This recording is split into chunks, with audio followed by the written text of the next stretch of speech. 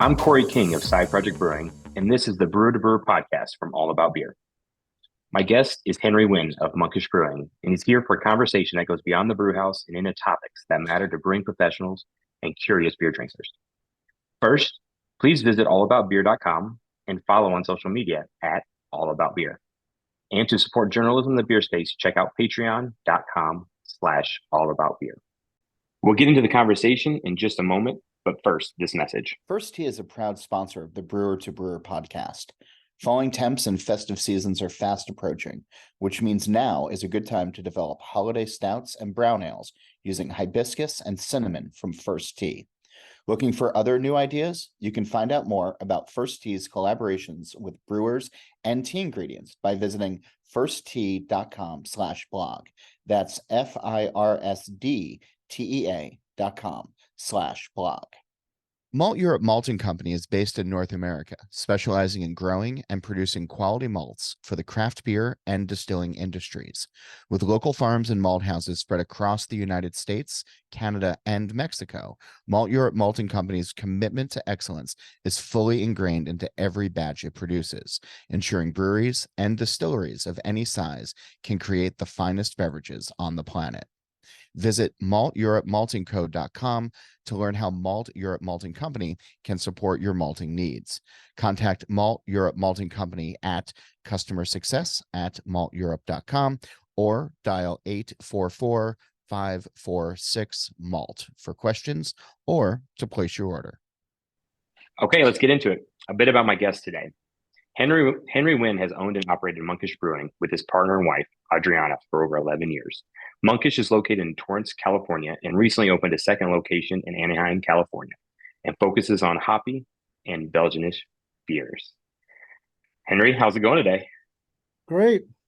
How are you, Thanks for Cory? being here. Thanks for being here. Thanks for chatting with me. And I want to add, honestly, maybe the most important part of your bio was that you also love saisons and long strolls on the beach while listening to the All About Beer podcast. What beach do you like to walk down, my friend? Oh, we live pretty close to the beach, but I don't know. We're kind of at that point where if you go to the beach, you still have to like make a conscious effort to go. So we Okay. kind of are lazy and we often don't go. And then every time we go, we're reminded how, special and unique it is. And so, yeah, we try to go as much as possible. I'll never forget that first. I think the first time I visited you, you guys took us Oh, to the ocean. We went down the beach, and I want to say it was in the winter time, yeah. and so it was a whole like I don't know 60 degrees on the ocean there, and I just come from Missouri where it was like 30. So we're out there running around t-shirts, and you guys are all bundled up like it's the frigid Northeast. And I just remember like you guys down here in California are spoiled. What is this 60-degree Yeah. weather, and you need jackets and It's all relative. So today I have a sweater on and it's I think it's like 68 right now. It's going to be 72. So we're hoping it stays below 70. So we keep the sweaters on. Oh, that's awesome. That's awesome. It's beautiful here. It's like fully fall time, which is great because it just makes me think about beer. I don't know about you, but it hits this time of year, and like it's the time of year when I actually like I don't know, crave beer more. I bet maybe it's because of the styles we make or love or whatever. But it's something about the change of weather. It's like I don't know if it's football season. Karen, my wife, is really big into college football. She went to a big college school, and so it's like it just feels like beer time. I don't know what it is, but For me, it's the opposite. Uh, I I hate this time. It's when the days get shorter and you're in the brew house, you're at the brewery, and the days just seem to be dragging. Just watching it because you're adjusting. Days are getting shorter, and it just becomes that conversation every day. Is like, man, it's really slow today, or yeah. whatever. You're ready to go home, and it's only 2 o'clock. Yeah, I get pretty moody around this time, just because the days are short. I miss the long days. I miss coming home from the brewery and still get to garden for a little bit. So yeah. I love it. You sound like the old man that we are. So no. So we've known each other for a long time. So the my best friends in life I give a hard time to a lot. So if I keep poking at you, that's just anybody listening just has to know that's what I do for friendship. Yeah. So yep. Yep. But I wanted to talk real first kind of start a little bit.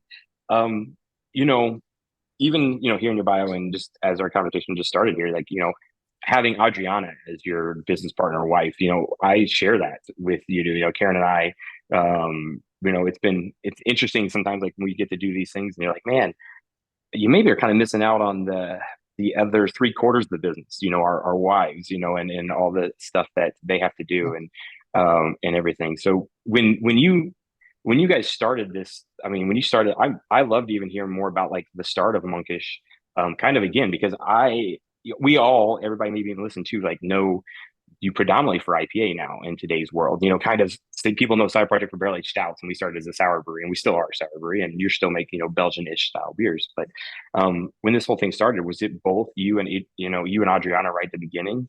How did it go, if you will? Yeah, so 2008, I came back to the States from Europe with a PhD in hand in humanities and was trying to get a full-time teaching job. My goal was to be an academic. Primarily, I love researching and writing, so that's what I was going to do. And 2008, economy tanked and schools just weren't hiring. And so I was teaching at a bunch of local universities and seminaries. And I think it was like around year 3, after the wear and tear of always, as a adjunct professor, you're always coming up with new courses, new lectures, you're going from school to school. And so there was always a new, set of notes and lectures and course objectives, all that you had to do every single semester. You didn't really have the luxury of repeating courses as a lot of tenure professors had. So it was a lot of work, and it was a grind. I think Adriana felt the fatigue of it, and she was like, "We need to do something else." And so, because I think at some point I was juggling 3 schools, teaching 6 different courses, and had I think like 3 part-time jobs, just trying to make sense of life, and was homebrewing around that time, and then decided after my first batch, I was like, oh, I think I could do this. And so, yeah, so we just kind of moved forward with that. And That's great. I think I only homebrewed about maybe a year before we opened Monkish. And I was doing it quite a bit, knowing Yeah. what was going to happen. And I was only making Belgian beers at home. And we opened, and it was kind of a journey since, just me and Adriana, mostly me because she had to get a full-time job to support us. So Yeah. she was working down the street. We were next to Toyota headquarters. Toyota headquarters, national headquarters moved, but they were down the street, and she got a job at the finance department, and she was there for a couple years before she transitioned full time. But I mean, even though she worked full time there, she was here the rest of the time. Yeah. So yeah, it was just us working the tasting room, sales, delivery, brewing, anything and everything, while having 3 kids. I remember those days. I didn't have 3 kids at the time, but I remember those days where it's just like it's all or nothing. Like we're gonna make it or break it. And I will say, I don't know if you felt this way. I love Belgian beer as well. Obviously we make sour beer, but as a home brewer, man, Belgian yeast strains are super forgiving as a home brewer.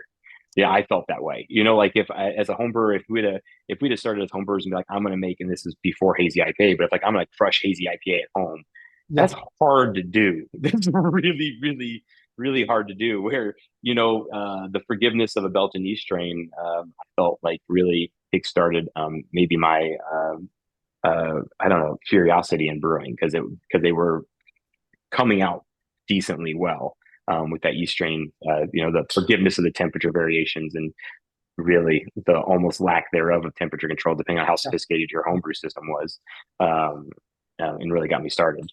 Was that a driving factor, or was it just because your love of beer in Europe as well? Or Yeah, so we were in Europe, and we lived in England and Scotland, and we're drinking a lot of pub beers. And they got boring really quick. Mhm. Um, and so someone introduced me to Scotch, especially living in Scotland. And so we fell in love with Scotch. And then someone introduced me to Belgian beers. And I was like, oh, this is a whole different flavor profile, super dry, more effervescent. And I just loved Belgian beers just from that experience. And so I just found myself drinking mostly, if not only, Belgian beers Yeah. and Scotch. So in some sense, I guess I've always been an old person, right? Drinking Scotch and Belgian beers. So, what's great is that every so often I'll pause and think about how Belgian beers were so popular when we started. You know, um, Yeah. it's amazing that Belgian beers were the thing, just Yeah. like saisons were the thing. Yeah. Like I get barrel aged beers. I get like a little bit more, I don't know, beers that have a certain excitement built in. Yeah. They're kind of power packed with, different like I don't know, very expressive things. But you get a Belgian beer and you're like, that was the thing that people were going crazy for. Yeah. It just blows my mind that beer went from that to, adjunct stouts, pastry stouts. It's the American palate, man. You know how food's just different here compared to even over in Europe. So you remember No, back, I mean, no, back but when but we got even into like, yeah. but even like in America, the beer scene, Belgian beers were so popular. Oh yeah, absolutely. Like, You and, remember West D12 was like the yeah, number one beer in the world, but that also had the mystique built in. You couldn't buy it, but yeah, from the, yeah, but then like Rochefort 10 was high on the list, which you can get in any grocery store. Any place that had beer. Probably you could have gotten it more accessible 10 years ago than you can now because a lot of people don't have actual Belgian beer in yeah, places. yeah, These beers that are one, probably two malts and a sugar and a yeast. Do you know what I mean? Like some of those like most simple, like yeah. straightforward beers, and um, beautiful though nonetheless because the yeast profiles. But yeah, those were the big beers of the day. Just the Belgian beers. They were known as the best beers in the world. They did a good job with that, marketing that, and people drank a lot of them. I miss those days. I do miss those days. Yeah, I think about, people talk about the trends and where are we going as an industry or whatever. And, I think there's a sentiment that we are moving towards back to a more simpler beer drinking culture days. But I just don't know if I see it. Like I'm trying to imagine again, like people just sit around and drink, you know, Belgian doubles again. I don't know. There is a nostalgic move for older styles. I think lager um, has shown that, but it hasn't created crazy legs that has refined beer sales or defined beer sales. Yeah, I don't know. We're small enough that I when we have small movements, I can feel them, and so like I have felt more move back towards our sour beers. Obviously our lager production, but we don't distro. I'm not getting like data from grocery stores and stuff like that. We just sell only our beer here, so it's just kind of what we feel internally. Yeah, And also internally is our bubble of customers. It's not a general group of customers. It's not like a whole marketplace because it's not on the grocery store shelf where we're finding people just accidentally grabbing things. Ours are people that are purposely coming our way. So I don't know because do you distro at all, or is it just like for fun, kind of like here and there, and mostly just to yourself? it was mostly for fun, I guess, if you're talking about events Yeah. or to friends. Yep. And then it became more of like, we're paying a lot for freight. Let's just fill it up a pallet. Hmm. And um, yeah, and then we also started making a bit more beer. So we started filling up the pallet a bit more. And now we kind of have been exploring um, and figuring out distribution and how it fits into our model. And we haven't figured that out yet, but it will be a part of our business, and I think it's a necessary part of our business. I Yeah. just don't know what it looks like and how much control and strategy we want and could have.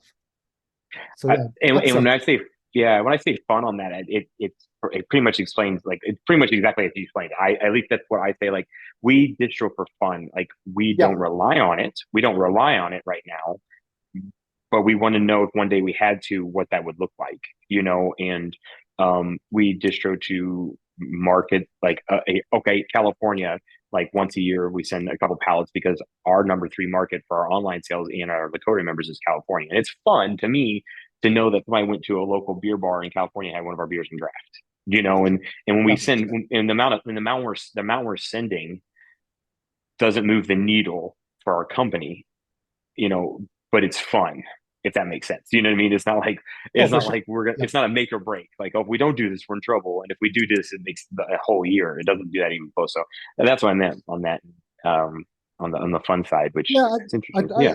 For us, we're definitely moving beyond fun, and we're trying to Cool. figure that out because Yeah.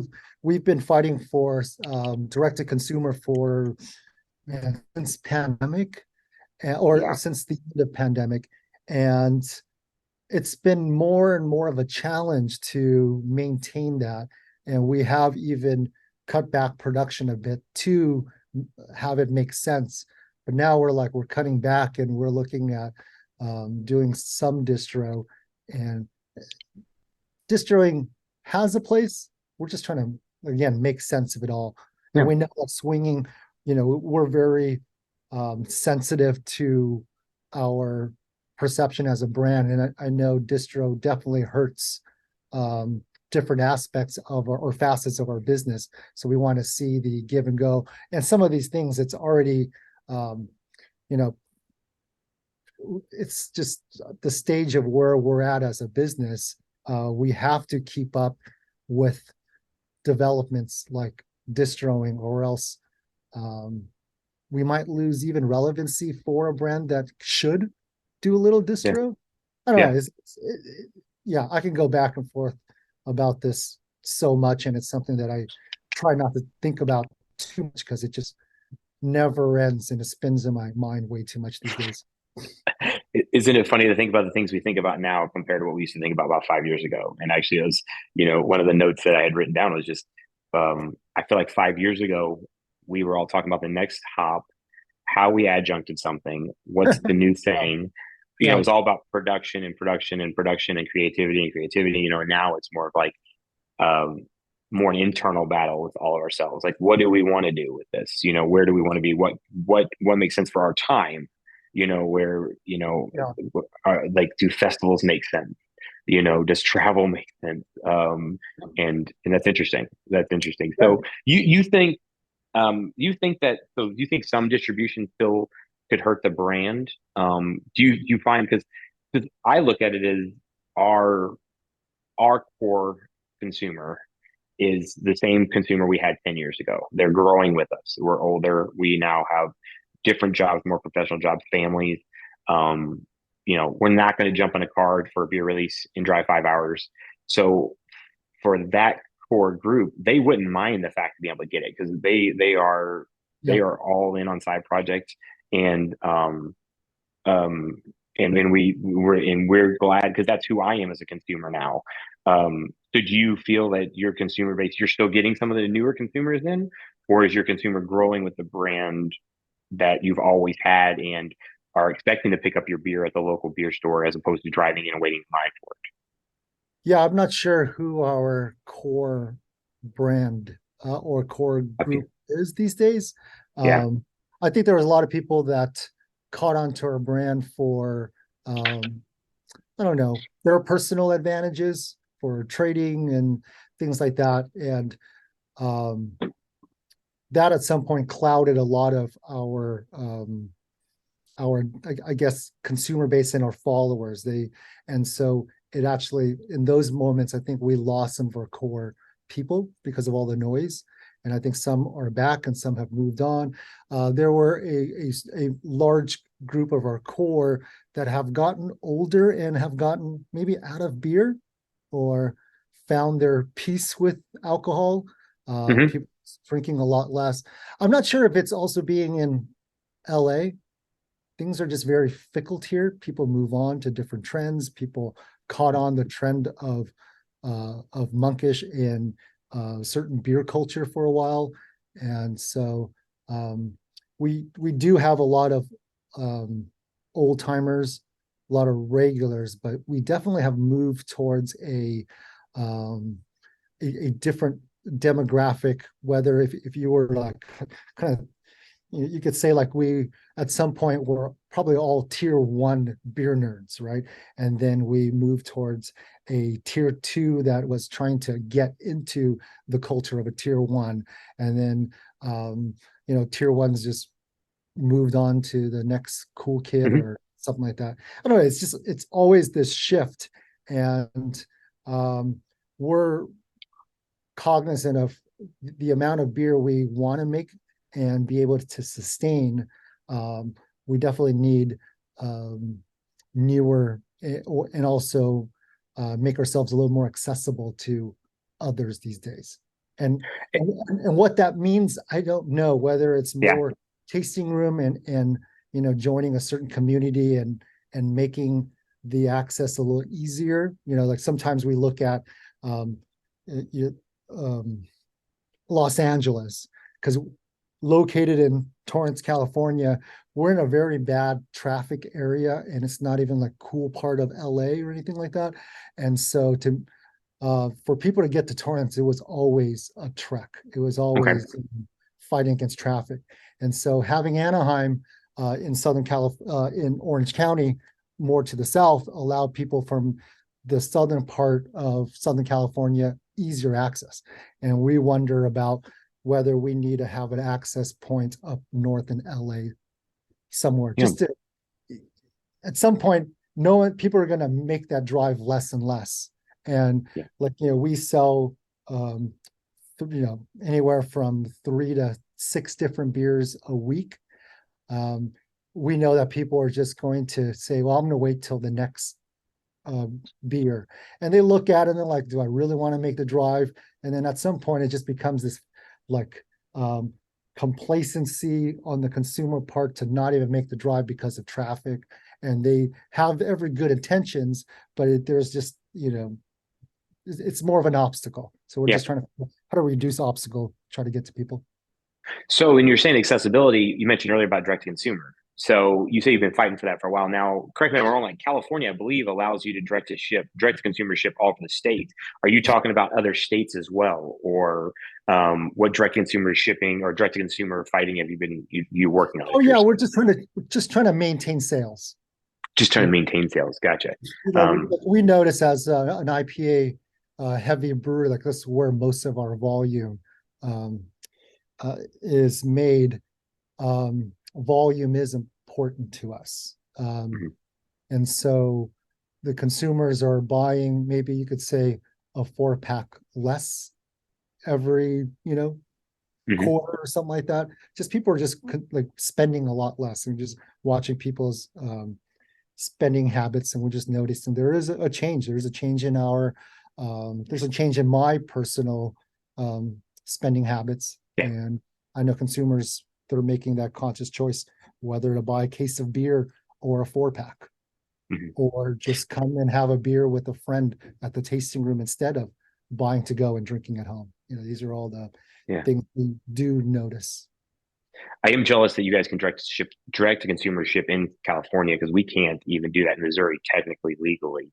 They said it's something they'll look the other Yeah. way, but that's always weird. But it would be nice if we all had the opportunity that wineries have, because Monkish has such a strong name globally, so definitely domestically, that if you could direct ship to probably the United States, you would probably meet any volume goals you want. I really wish that that's something. And I keep hearing rumblings. I've been hearing rumblings for 3 years, that direct to consumer shipping for breweries is one day going to change. But that would be a game changer, I think, in our Yeah. lifetimes if that happened, for where there will always be craft breweries that are down the street from you that you'll always go to because they're close, they're accessible, the beer's good, it's fun to be there. You'll see people and then there's also that second tier where it's like, I just want a Monkish IPA today, and that's because that's how I buy wine. I can go down to the local wine store, but there's some of my wineries that I love that I visited. When I do travel, that I fall in love with when I'm there, and so sometimes I splurge and just buy from them. Like I'll buy a case a year, from these places, and that'd be really cool if we could all see that. And I wonder in the long run. Now we're talking about two different things here a little bit because you make IPA predominantly, that's very perishable, where I'm making sours and stouts and I'm like, go ahead, ship them. You know what I mean? Like those things will hold up really well. But yeah, when you mentioned that direct consumer shipping, I was like, I wondered if there was more going on in that story there than what we have here. Well, but even shipping, we don't ship bottles. I would be afraid to ship bottles because of all the shipping problems that we always have: missed packages, missed deliveries, and damage. I I wonder if I ever would consider shipping expensive bottles. Like we're actually been in the process of, we're probably going to shift towards using UPS. It'll be a little bit more expensive, but we just need a little something more reliable than what we Interesting. could use. Yeah. Yeah, interesting. And then I look at, wineries and they ship only expensive bottles.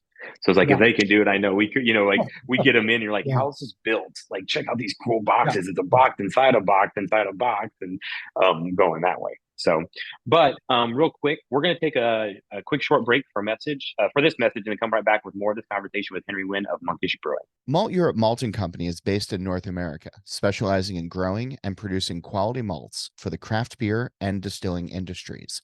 With local farms and malt houses spread across the United States, Canada, and Mexico, Malteurop Malting Company's commitment to excellence is fully ingrained into every batch it produces, ensuring breweries and distilleries of any size can create the finest beverages on the planet. Visit malteuropemaltingco.com to learn how Malt Europe Malting Company can support your malting needs.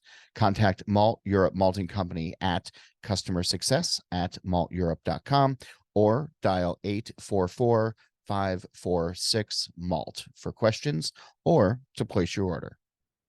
First Tea is a proud sponsor of the Brewer to Brewer podcast. First Tea has ginger for the gingerbread stout, or try a porter or brown ale with ginger, vanilla, and cinnamon. Looking for other seasonal ideas? You can find out more about First Tea's collaborations with brewers and tea ingredients by visiting firsttea.com/blog. That's FIRSDTEA.com/blog. All About Beer is back, and we're asking for your support to help provide the independent beer media this rich and colorful industry deserves. Visit our website, allaboutbeer.com, where we're frequently posting new content. And please consider throwing us a few bucks at patreon.com/allaboutbeer. We have low-cost memberships for individuals and small and large companies alike. Every dollar goes to help produce new articles and podcasts. Welcome back. I'm back here with Henry Nguyen from Monkish Brewing. So Henry, Yeah. so how much time do you spend at Monkish now, focusing on creativity? Oh, 100%. It's like, you just interrupted my fifth creativity session of the day. I Well, just had to throw that out there. why don't you? But yeah, Why don't it you just answer that? How much do you actually spend? Are you dreaming of the next derivation? Like, how important is that to you? Or you yeah. put so much work into a building a brand that it can maintain itself for a while, that you can back off and maybe it's not even needed? Yeah. So I still devote a ton of time for that. I think because a lot of the things I've been able to bring in awesome people to help with, where that aspect is still tough, because the side project stuff is about 80% of our production. So where the side project cans are, the IPA lager, stuff like that. It's where Tommy Drew and a crew really kind of spearhead a lot of that. So like right behind me, this isn't filmed for everybody to see, but we have like an action board. And so I bet there's 30 beers listed up here to come, if you will. And so that's side project has always been interesting, where it was the brand is side project, not the individual beers. Now we have a couple beers that stand out: Beer Barrel Time, Derivation Series, Pulling Nails, our white labels, as people call them, our little saisons. But overall, the brand side project, and things are changing, like you mentioned, where our consumers are. Sometimes you just want to have something the old familiar. And so we're trying to do both. We have the old familiar, like, here, just come in and have a grisette or a lager beer, but we still do new things. And you probably included, when we got into home brewing, it wasn't to master one recipe and do it over and over and over again and be like, we got into brew new things all the time and still play around. And so being that, people don't notice that I'm probably a quarter of your size, maybe 20% your size.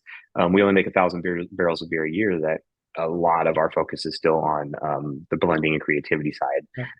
For better or worse, I don't know, because I can't continue to do that forever. as we talk, like our kids getting older and the business gets older and we get older, and it's hard to hand off. So like, so where do you see you guys at? Now I know you guys make a million different IPs. Are you always doing new ones? Or are you revisiting a lot of ones? When you're Belgian side beers, do you have core Belgian beers, or are you always playing with that? And is it only you, or is there other people that you trust and trust enough to be like, go for it? Like, I like this. Let's go with this idea. I in general, most beers still fall under my purview, and Mhm. not these days by choice, but probably more of just maybe I just created a culture that it just happens to be, it falls on my lap. Mhm. I wish it didn't. I wish, that it can just kind of Yeah, happen a little more go. freer. Yeah. But it is tough. It's a challenge. But at the end of the day, some would say that I would probably prefer it that way. I'm like, yeah, maybe 5, 6 years ago I would, but we are getting older. I don't like want to sit around and think about beer names all the time or Yeah. things like that. Like there even came a point where every date code message mattered to me. Yeah. Because it was a Yep. thoughtful thing. People were reposting it. And I'm like, all right, this is a cultural point of our brand. I don't want to lose that cultural thing that people caught on, or it made it a thing. And so we were like secretly communicating with our a consumer base that saw it. Yep. And so sometimes we would put a message, they would just respond back to us on social media. It was kind of like a cool little, Easter egg thing or whatever. I don't want to think about that anymore. My team once in a while gets writer's block and they want to ask me. I'm like, never ask me that.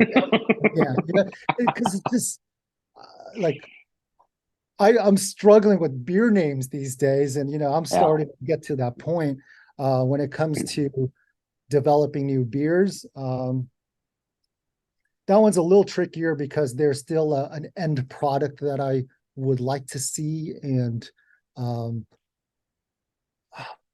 maybe I've been doing this so much that I realize that I can't ever get there. It's become more and more that I will always dream of a beer and that, perfect profile. And I know that I'm always gonna be there, while before I just fought so hard to get closer and closer. And maybe I'm just okay with it. Mhm. So there could be that self-motivating hurdle that I have posed. But we do spend a lot of time on hops still. Just came back from hop selection, and Awesome. just thinking about whether it's making sure we got the right Citra this year. Learned a lot from the Citra that we selected last year. And so we selected Citra a little differently this year. We've been having problems with Galaxy for quite a few years. Not many people know, but we were using the same lot of Galaxy for 3-4 years because it was the best one that we could. Mhm. We couldn't find anything that was better than that because it wasn't looking so good. And so, this year we spent some time trying to find a good Galaxy, and just trying to revive some brands, make some beers that we haven't made in a while. And Mhm. some of our hoppy beers have not been as exciting because of our limitation of just not having good Galaxy. Wow. Yeah, so we've been spending a lot of time trying to develop new beers, looking at just revisiting certain things like our boil time we've been exploring. Just changing some stout here and there. So yeah, we're just trying to improve and make things better, not necessarily looking for the new thing. So obviously, you are monkish, and so you started making Belgian style beers. For anybody that hasn't heard the story, like, let's Yeah. talk about, hazy IPA. Not only is it a huge category for our industry, but you're very, very well known for making these very, very well. I mean, I still remember the first time I had one of your hazy IPAs. It was in Louisville at the Shelton Fest. Yep. And I was just like, what the hell is this, Henry? Like, let's talk. You know what I mean? Without Yep. diverging. Like, I and we didn't know each other remember that that. well. Yeah, Yeah, I we didn't know each other remember that that well. moment. I also, I think what you expressed was what I felt when I was making it. It's like, this is unreal, Yeah. Yeah. this flavor profile that you can get. And Yeah. and because I wasn't digging IPAs at that moment, and even the ones that came before you, they never hit me the same way. And I just remember having that and going, okay, so obviously that was a big turning point for your breed to kind of more focus, can I say, on IPA? Yes, we weren't making, that was our first IPA. That was it. It was awesome. So that's where, like, even for us as a branding marketing thing, we don't use the term hazy to refer to our beer because that's the IPA. If it just says IPA, it's a monkish IPA, so it's a hazy IPA. Hmm. But we will use West Coast or whatever cold IPA to differentiate and label anything that is not a monkish IPA. Um, but yeah, so that's the only IPA that we were making, and Yeah. yeah, so right off the bat, first IPA monkish ever made, I think it was like year 4 or 5, was a hazy IPA, and it was a canned offering and a collab with Other Half. So that first Nice. release Yep. kind of just, I don't know, the stars were aligned when that happened. Yeah. Yeah. Because Do it you remember wasn't, what it was the wasn't name of it? What was the name of it? it was First Things First. First things first. Okay. We knew Yeah, we I were just we knew we were going to make an IPA, and it just we were just fighting into the story of not making it. And yeah. then I drank like Treehouse and Trillium, and I was kind of blown away, like that experience you had. And I was like, I think this is the IPA we're gonna make. That's And awesome. so but I don't really ask people for a lot of things. And so I was in homebrew forums and just figuring Yeah. out how the clones of, like, Treehouse and Trilliums, Yeah. Yeah. and and I just started nailing down to, okay, this is how we're going to approach it. I think we need this. I think we need this. So we just went for it. And we did 4 or 5 draft batches without telling anyone that we were now making IPAs. We just put hoppy beer basically on, and people assumed they were Belgian beers because, it comes off Yeah. very fruity, estery. Yeah. Yep. Yeah, so we did that, and then we decided that we were gonna can. Yeah, and then Other Half was in town. We were making a sour beer actually, Yeah. and I told them what I was. The Other Half monkish sour beer collab. Like, Yeah, like I wouldn't know. we did 3 of them, and that's how Yeah. we became friends. And I told them what I was going to do, and they were like, well, why don't you just make a collab with us and then just Yeah. can that instead? And I was like, well, I guess I should. So we Yeah. decided to shift the IPA that I was going to can into a collab with them. And so That's that cool. that kind of snowballed for us. Yeah. Just a little bit, I'd say. That's awesome. A little bit, yeah. Yeah. No, and I get it. Like I had that beer, and the IPAs were just absolutely crushing it. And it's funny because IPAs did really well before we were homebrewers. IPA was a popular category, but just so different compared to what the second wave of IPA was and is today still. And I'm sitting over here going, I only make barrel aged beers. I'm like, I guess I don't have to mess with this whole program. I'll just stay away from this hazy IPA Yeah. thing for a while. And you guys are all starting to crush these things. But yeah, I just remember having yours, and because of that, we've worked on some collabs together too, and we've done a couple sour collabs. We've done actually our highest rated, I believe, IPA is our collab with you called Snowy Window, which we had Henry and Adriana out to brew with us, and of course the Southern California kids show up and we get 8 inches of snow. And we walked all over Maplewood in the snow that day, It's and a few snowy windows. Yeah. absolutely. And to this day, still the only time I've been to that White Castle. We have a White Castle like across the street from our brewery. Yeah, I've been staring at it for about 9 years, and I've never been there but one time. And it was with Henry and Adriana. I probably won't go back until you guys are in town again. We'll I'm have not, to. oh, someone took it, but I have my White Castle mug that I bought from there. It's the only, Which turned into our collab as well, our sour collab, Castle Walk. our Castle Walk collab, my friend. So, which was great. Um, so where do you see things going? I guess. So I guess ask like, do you see things for Monkish progressing more on what's next for beer? Do you see it progressing more on what you want to do as a business? Do you see it progressing on as we're happy, let's maintain? Yeah. Where are you? I guess it's almost in life and in business for Monkish. Yeah, I don't know. It's very tough to answer. There are days I would be happy not doing this anymore. Mhm. There are days I can see doing this, for the rest of my life. Um, I guess what I don't want these days is for Monkish to define me as a person. And it's been a hard road to get to this point. I mean, I don't know, things were always kind of chaotic, exhausting, and you just went with this. You just know the momentum that was needed for you to build a brand and do what you were hoping to do.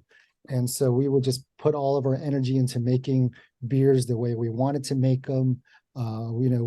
We went through seasons of thinking that the next batch of beer, if it's not good enough, could tank the whole business, and feeling that anxiety, like this could be the beer that breaks us, Hmm. or loses the momentum. And there was a lot of days like that, and um, it was tough. It was really tough, and I know it was tough for me personally, but I just kept doing it. But it was tough for Adriana, it was tough for her kids, um, and I think at some point I just knew um, something needed to change without ever seeing the possibility of things changing. And I think pandemic really forced that Yeah. to happen. So Uh, um yeah. yeah, I was so asked about that, like how that happened. Like, I mean, how did the COVID shutdown, like, did that momentum switch? Like, was it something? I think for some of us, like that dramatic mix up in our lives and our businesses was a, almost a reset that kind of was spurred on sooner rather than later. That, like, on one hand, obviously it's a terrible time. People losing their jobs with COVID, but man, that change, that quick flip of a switch change for some of us, it made us like pull back in, refocus, reevaluate the awesome people that we have working with us, and giving them better roles, and because we were all just running so rampant and fast, so hard because the wave was moving so quickly. I feel that slowed us down a bit. Man, the resetting of festivals and travel was really needed and nice. So what I mean, did your releases change pre/post COVID? I mean, you guys probably moved to online sales more. Like, I, what I did it mean, help you recenter a little bit at all, or was before it just COVID, stressful we too? before COVID, we noticed that um beer like became not as exciting as it was. I mean, it peaked pretty heavy in like maybe 2 years before COVID, and Okay. it started kind of tailing down. And we would still have crazy lines, but we could tell it was a little different. Hmm. And so each week we were just noticing, a handful of people less and less, or people kind of figure out a system that didn't wreck their lives. They could have a normal life while still coming to the tail end of the line or coming an hour or two later. They kind of figured out a better rather than dropping what they did and go stand in line Yeah. or whatever. And so we kind of noticed that. And then COVID um, came about and took that month of or a few weeks of adjusting that no one knew what was going on. People weren't buying beer. And then all of a sudden, everyone was set into shutdown. And that was nuts for us. We were Yeah. just so much beer. We increased our production, I think, twofold during COVID.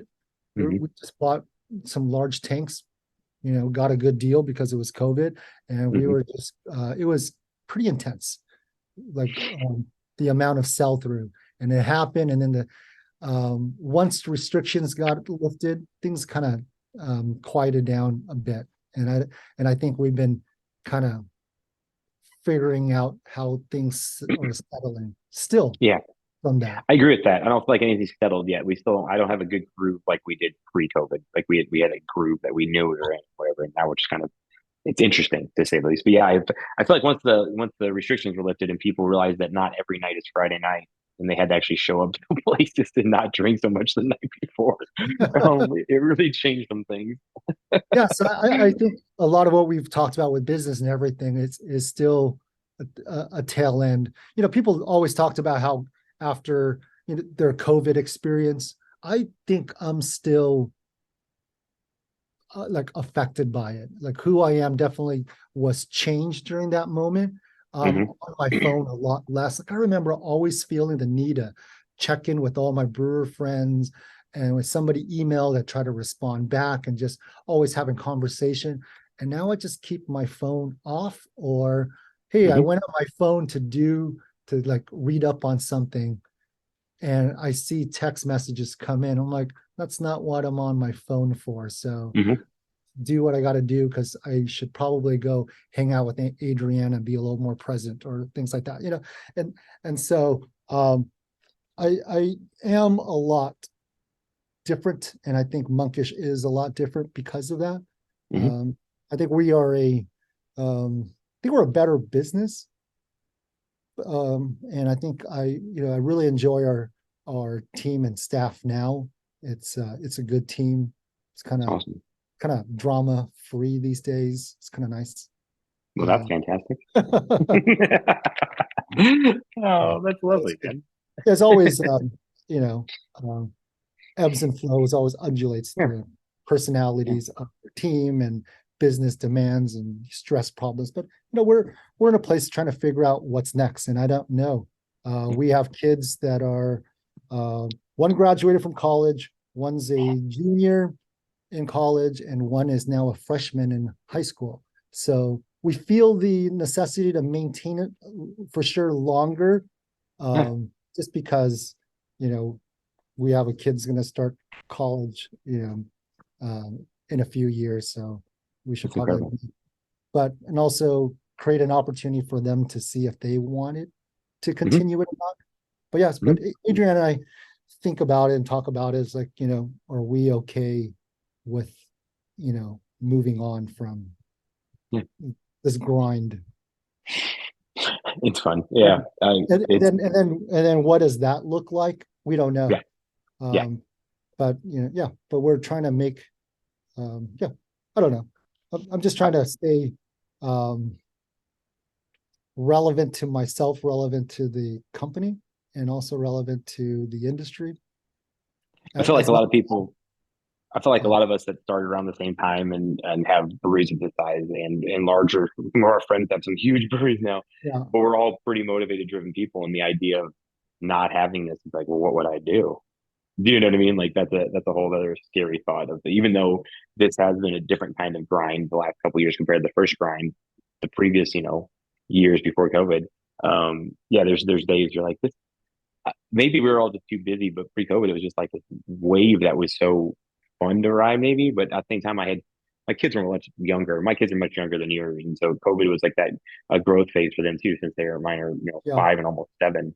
Um, it is a little bit different than that. But with that being said, like moving forward, um, I want to talk about your barrel program, it's your stouts and stuff, because maybe we can just go ahead and formulate the first ever collab during a podcast, or at least all about beer podcast. I don't know, because you and I, if you don't remember, so that time you were in town for Snowy Window, I do believe that was also when we brewed stout.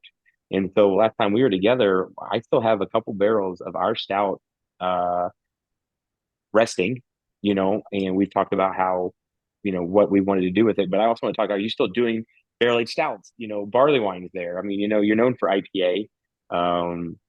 We all, maybe I'm just out of the loop, but I used to be more in the loop with every brewery in the country about what they're releasing. And I don't even know, Henry, what you're releasing right now. I'm not going to lie. Like we've all have a quieter lifestyle, like you said, with stuff. So do you still have a barrel program? You're still doing South Barley Wine Splash? We have our own collab that either we need to talk about soon about what, adjuncts we want to use or what approach we want to take to it. Because I know like you said, all the adjuncts and stuff have been the raise, the craze for so long, where sometimes we are trying to revert back to other things. Tell me about your barrel program. It's still there. I just walked by it earlier this morning. I guess it's kind of like a reflection of like where I'm at again. It's like there's this continuous theme that I see like threaded throughout our business, and barrel aged stout is one of them. I know people are expecting us to release it, but we haven't released a barrel aged stout for almost 2 years now. Right. Okay. So they're just sitting in barrels. We occasionally fill them, but I told myself I'm not going to keep filling barrels unless I empty out some barrels. And so I just need to find the motivation to get back there. I think it's like this. I don't know what it is. I don't know if people like other artists or people from other fields struggle with this block that keeps you from wanting to do it. I don't know if it's the stress and anxiety of me just like gonna just keep chasing and chasing through all the barrels, and like my thoughts when it comes to the brewery now is kind of contained in a certain amount of thoughts. Like there's only a certain amount of amperage you can get from like Monkish out of my mind, out of my conversation with Adriana. And so to load it with things that matter to us, like I think for us barrel aged stouts do matter to us. I just don't want to like go into that realm where I'm going to have a lot more angst right now. Like I'm not ready. Like this is not the year for me to go back into it. So I've been trying to talk myself and motivate myself to like, all right, you're going to go do it this week. Holidays are coming up. This is the month. This is the week. I don't know like what it is to keep me from doing some of the things. Like we have a number of warehouses too, and all the barrels are in one of the newer warehouses. And we have 2 warehouses that we don't really do anything with it, because one was supposed to be a new tasting room with a kitchen. It was going to be an elaborate build out. I wanted to do like, I love yakitori. I wanted to do a little pop-up within my own tasting room and do special yakitori nights and things like that. But I'm like, that started giving me anxiety of having to like think about, excellence when it comes to check, and things like that. And so I was like, no, I've always wanted to roast coffee. Same thing. I've got quotes for all this roasting equipment over the years, and I don't pull the trigger on it because before I would. Now it's hard for me to, because I don't want to get into that grind that takes away from my humanity anymore, like make me into a unlivable person, for Adriana. So I don't know if stouts are like that. It's still there. It's something I've been thinking about more and more. Yeah. And I feel you. And I know that when I do, I'll probably just start going through it, like, and just keep that momentum. It'll be in my headspace. All the barrels, I'll remember each barrels and the profile. I'm like, all right, I got plans for all of these. But yeah, like that, the blend we did for Don't Drink Beer, I didn't taste the barrel for quite a while. And so when it was choose your oldest, barley wine, I'm like, oh. And so I tasted it and I was like, this is so good. And to the point where I'm like, I don't want to send this barrel. It's such a good barrel. Yeah. I started tasting all the other ones. I'm like, all right, I need to do something with this. So I like, again, it's like, I'm starting to, I don't know. It is something that I I've enjoyed. I've always found a lot of inspiration from what you do. I I loved going to your tasting room and seeing your demographic of your clientele and how they're just like older, mature people drinking stouts because it's like, it's like drinking bourbon for them, you know, Yeah, and we're in it's the just, Midwest. We have cold weather here. It kind of fits. yeah. It fits. But like I do notice when we have it, we get a different clientele. We do get some more older, maybe sophisticated, stuffier business people that come by, and I think they treat it as like more of a luxury item Mhm. or something. But it, I don't know. It's a cool thing, and I always tell my team is like like what we try to do with our barrels. It's a sophisticated drink. We don't adjunct stuff to make it like um a childhood like memory, Yes. like so we Yeah. could be kids again. We create a drink that you would actually order as an adult after a very nice meal in liquid form or something like that. Hmm. It's a different mindset than childish pastry stouts, like sometimes Hmm. get uh, you, equated or easily boxed into. So yeah, it's something we're pretty excited about still, and hope that more will come out soon. So yeah. No, I get you on that. It's obviously, stouts and barley wines and sour beers like our core, but there's aspects of of beer that, if I don't find myself craving them, then it's hard to get motivated to brew them or mess with them again, and I still crave. I have a sweet tooth like no other, so I still crave Yeah. these stouts and have for a long, long time. But I get you, like but when you dive into them, you want to make sure they're like perfect, and it's a tough.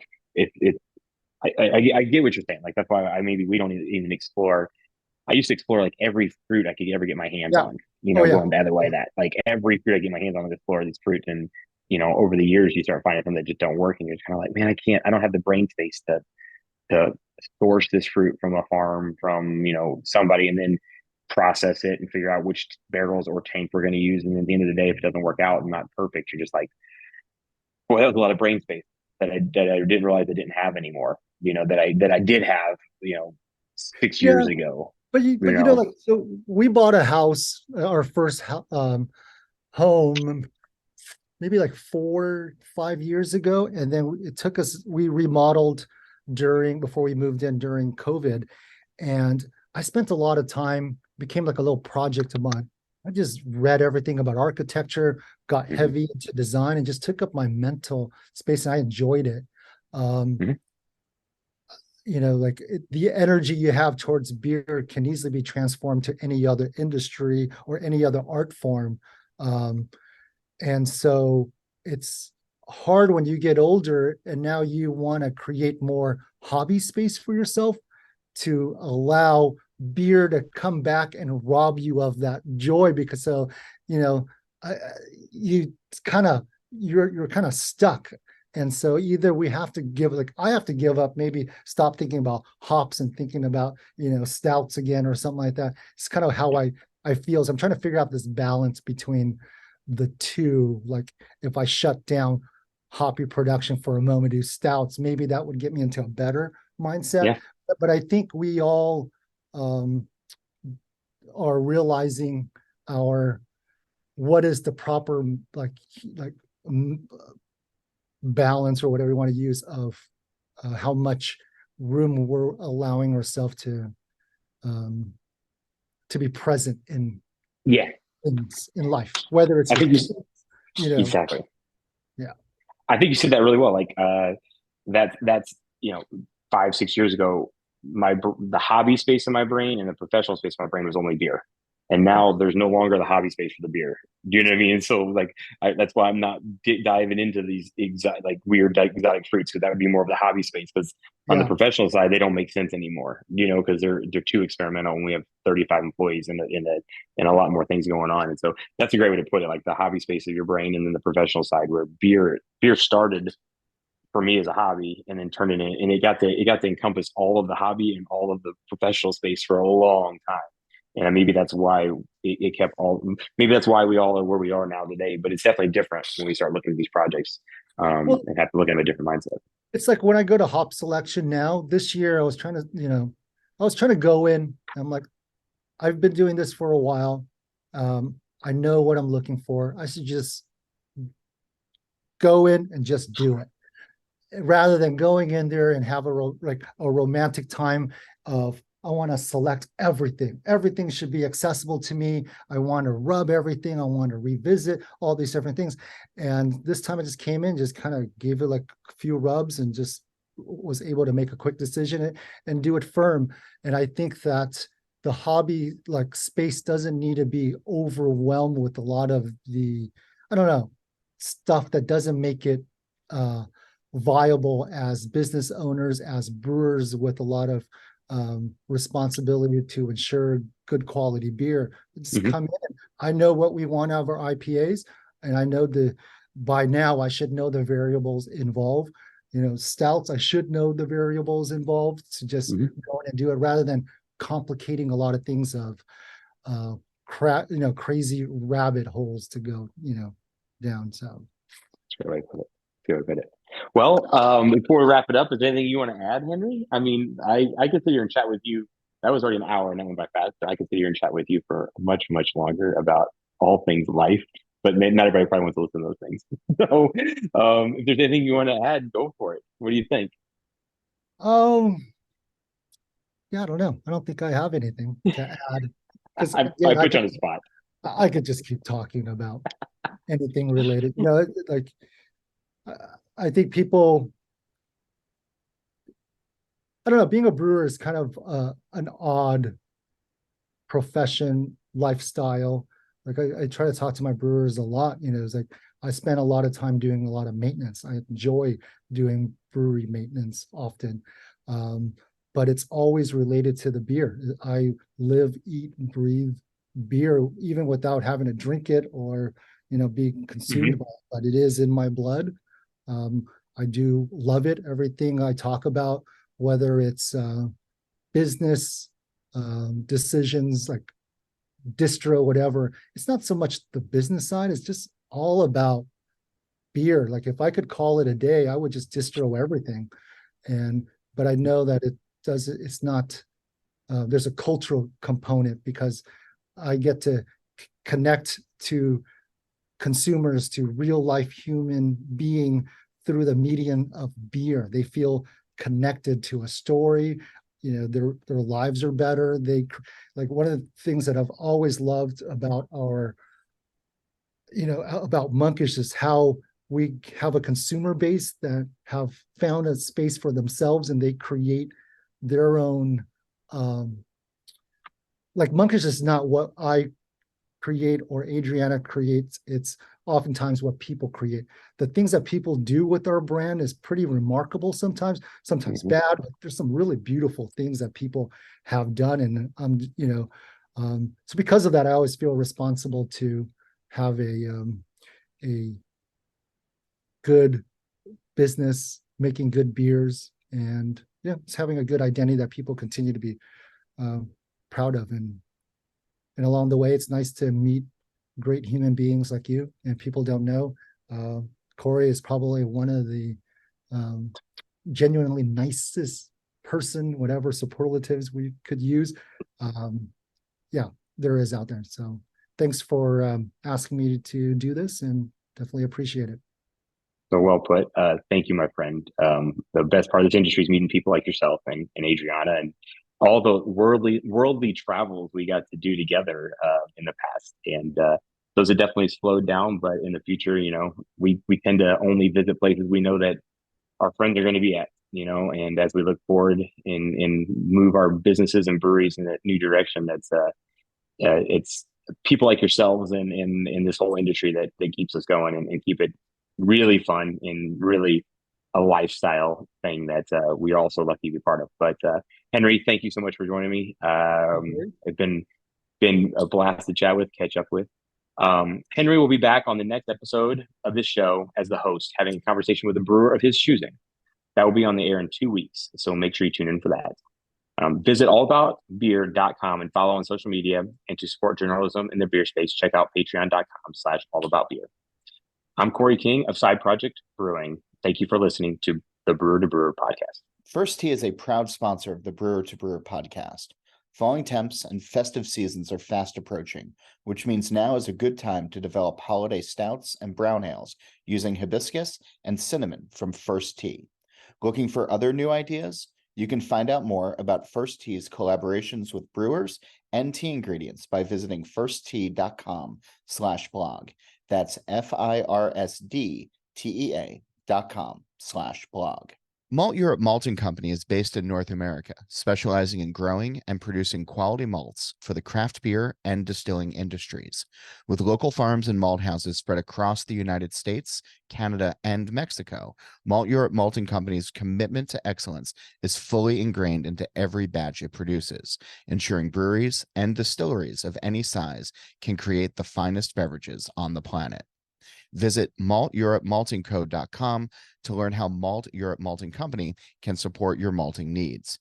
Contact Malteurop Malting Company at customersuccess@malteurope.com or dial 844-546-MALT for questions or to place your order.